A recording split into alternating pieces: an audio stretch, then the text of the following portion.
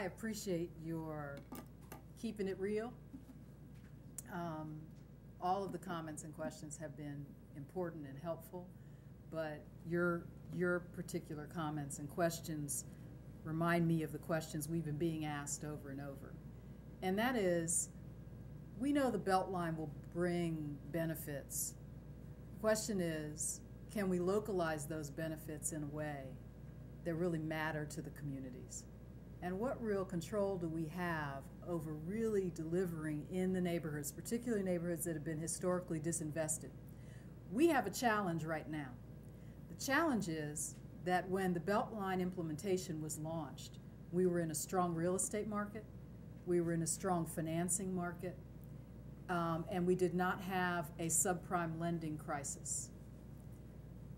A lot of those assumptions have changed, and unfortunately they are disproportionately impacting some of the disinvested areas. And so we see it's not just that the Beltline promise is potentially, as Rob mentioned, has a potential because of rising tax values to destabilize and displace people.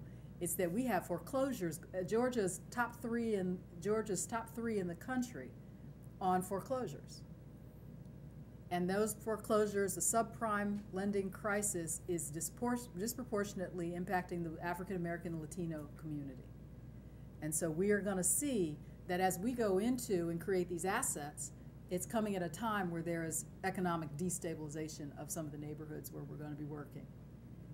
That is not within our control, but it is something that impacts us all greatly.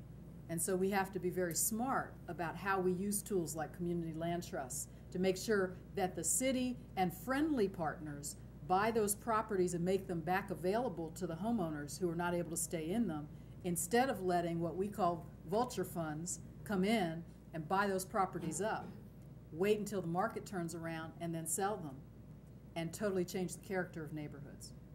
And so our affordable housing, the Beltline Affordable Housing Advisory Board, has a whole committee just dedicated to preserving communities.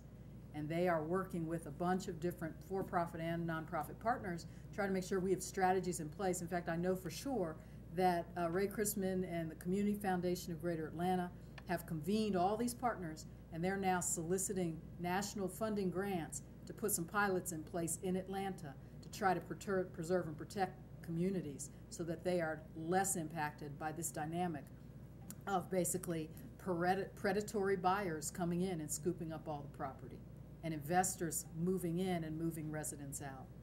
That is not something that we directly can control, but we can certainly lend our influence, and we can certainly make investments in a way that helps slow the pace of that or prevent it from happening. And so that's what we're doing.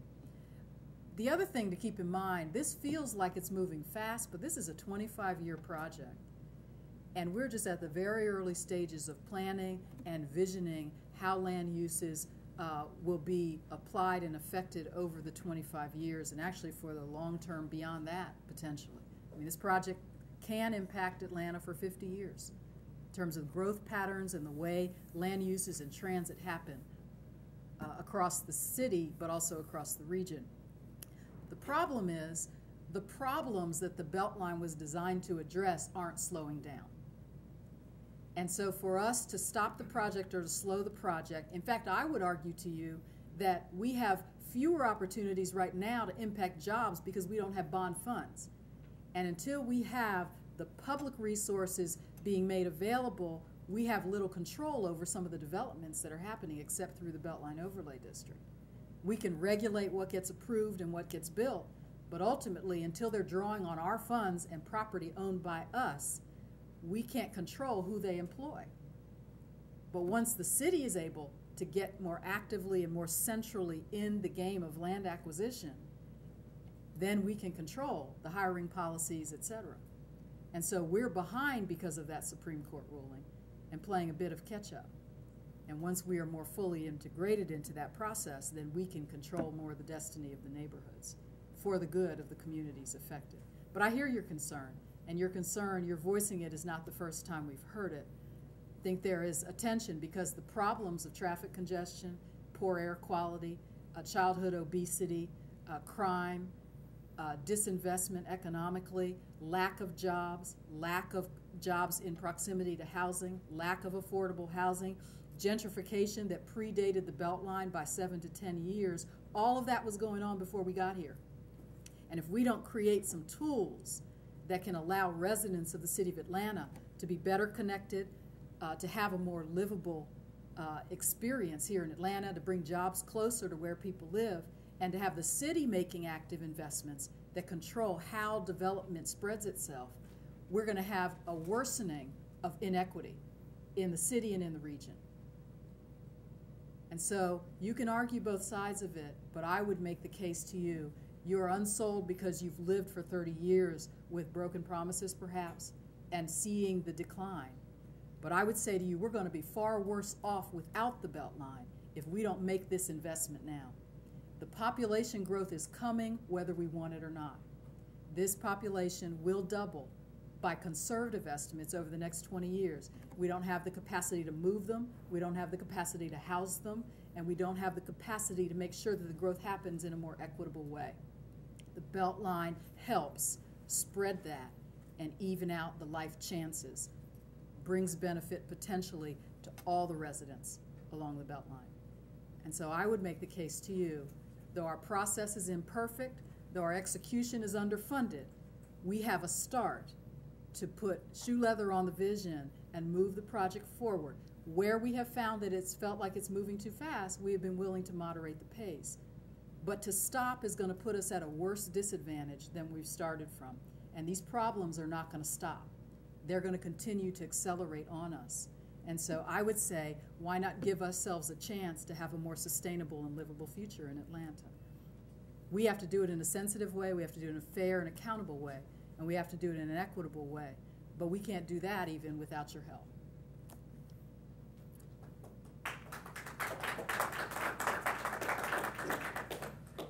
Good evening. Good evening. My name is Greg Robinson. First and foremost, I just want to thank you and your staff for making yourselves available in this format. I think it's been very helpful. And also a major thanks just for taking on what is a colossal task. And I think you masterfully described all of the different challenges and issues and stakeholders involved in trying to get to a conclusion on that. My question is something that I think will be helpful for a lot of folks is in really understanding the land use and the rezoning and all of the master planning that's going to take place and needs to take place outside of the right-of-way and the park areas, and more specifically within the TAD regions, and what role is the ABI playing in driving and guiding, facilitating, if not already being involved in the direct master planning of the adjacent areas, commercial, so on. Sure. I'm going to call either Nate or Jonathan to come up to help speak to that, but I will say that one stage in our process is that once a master plan gets to a certain stage, we have what is called a resource team meeting, where we bring representatives of all the major city departments, watershed management, public works, the Bureau of Housing, who else did I leave off? Planning, Bureau of Buildings, Parks. All of those departments come, police, fire, everybody.